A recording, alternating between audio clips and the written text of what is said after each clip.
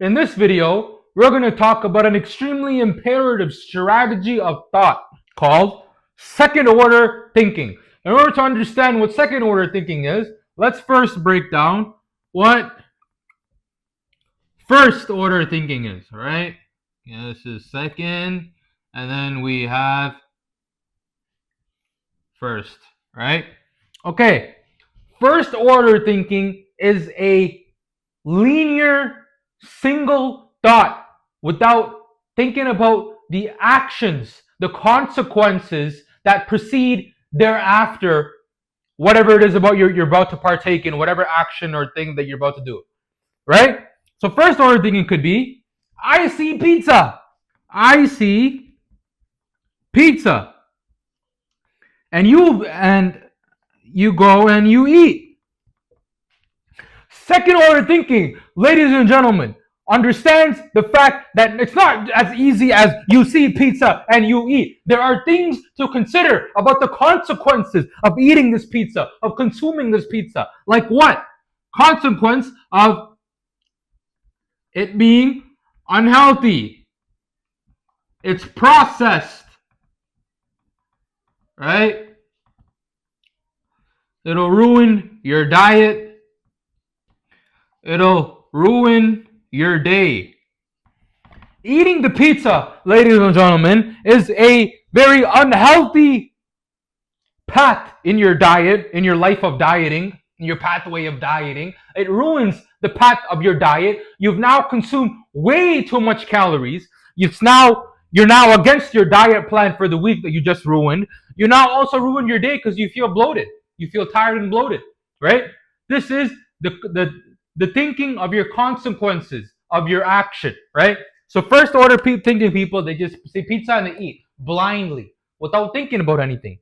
Second order thinking follows the thoughts of the actions, the consequences of your actions, right? We all have, every single action has a foregone alternative opportunity, right? By eating the pizza, you forego looking healthy. You forego having a balanced diet. You forego the day because you feel bloated and tired and you just ate something that's processed when you promised yourself you wouldn't, right? Another example, let's go with money. Okay? First order thinking. You have a girlfriend.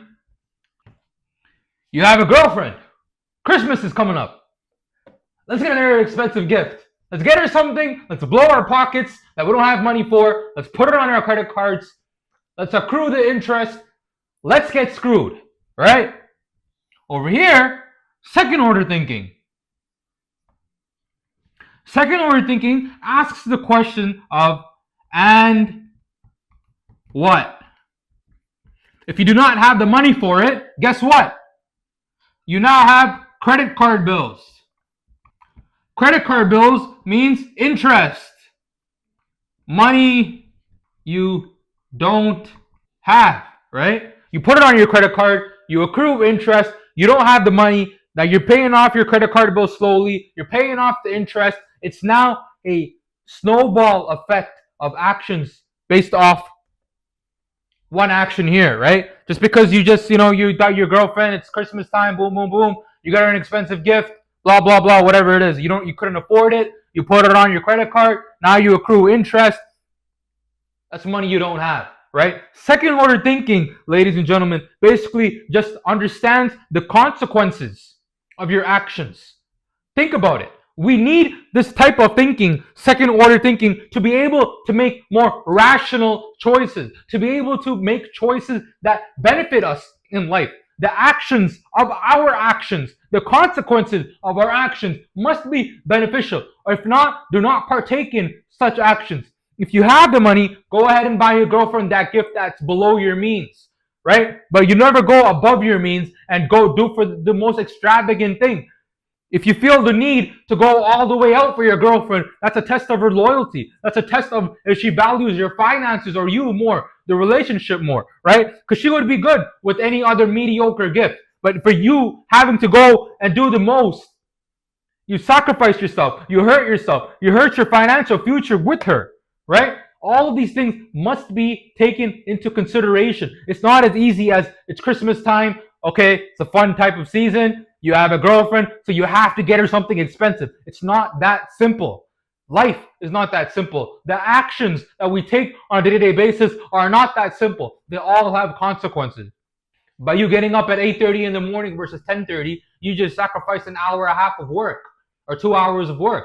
You sacrifice 2 hours productive time that you could have worked on building a business, applying for new jobs, going for that career that you always wanted to go for. You forego all of these alternatives, right? Every action that we do on a day-to-day basis, ladies and gentlemen, has a consequence. Understand that. Understand what the thereafter consequences are by adopting second order thinking. Second order thinking asks the main question, and what? When you're doing something, before you do it, when you're doing it, ask yourself, and what? What is going to happen by the results, by the actions of me doing this particular task at this moment? What's going to happen? Am I going to make more money here or there? What's it cost for me to make money over here? I got to buy the snow plow. I got to go and plow snow. Over here, it's just painting. I don't gotta buy anything. I don't have any extra expenses. It's closer to my house. All of these things must be thought about before you consider an action. That is why second order thinking is imperative. Elon Musk attributes his success to second order thinking, asking the and what. You have to ask the and what in business, in life, in everything around us, right?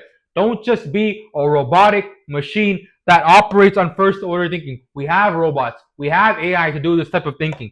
Ask yourself the consequences. Ask yourself the foregone alternatives. Ask yourself, and what? That is why you must adopt second order thinking to become a proper, clear thinker. This is part of it.